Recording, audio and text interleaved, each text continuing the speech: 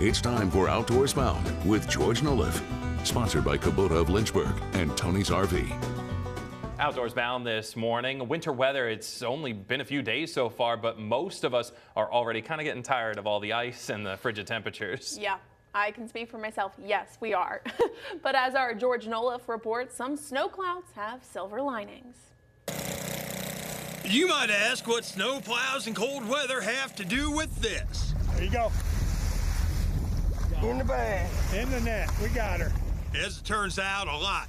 Atlantic striped bass numbers have been on the decline the past 5 years, and that coincides with 5 relatively warmer than normal winters and 5 absolutely dismal spawns. Oh, yes, sir. Since more than 70% of all striped bass on the East Coast are spawned in the Chesapeake Bay, in Virginia and Maryland, our winters affect $1 billion a year fishery in every state from North Carolina to Maine. The problem? Mild winters mean warmer water temperatures at the wrong time.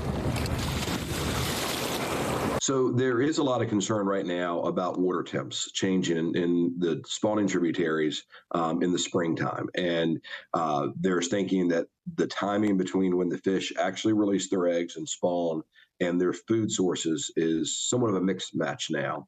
And therefore, not a lot of those small fish are surviving. Get her to net.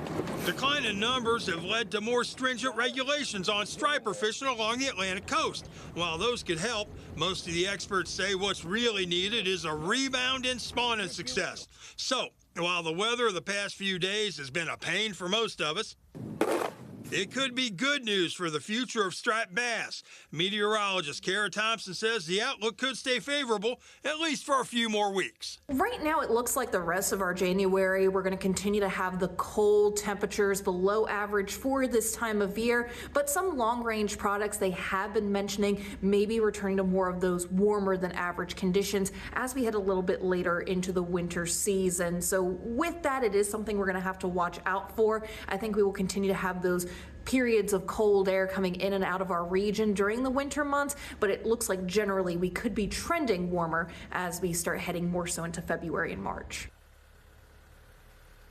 Now, though a warm-up could come in February, that may be enough.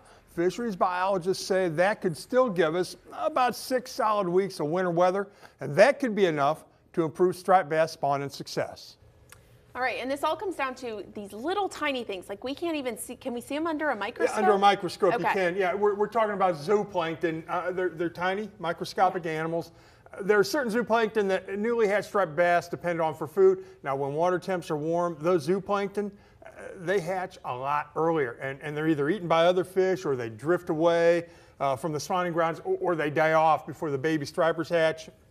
No zooplankton, baby stripers starve. Now, colder water temperatures usually mean a later hatch on those zooplankton, and that'll sync up with the striped bass hatches in March and April, and hopefully, you know, give them something to eat, and we have a successful spawn. I don't mind wearing a coat a few extra weeks if it means a good spawn. Right? Yeah, fine, I'll stop complaining about the cold weather if it's good for fishers.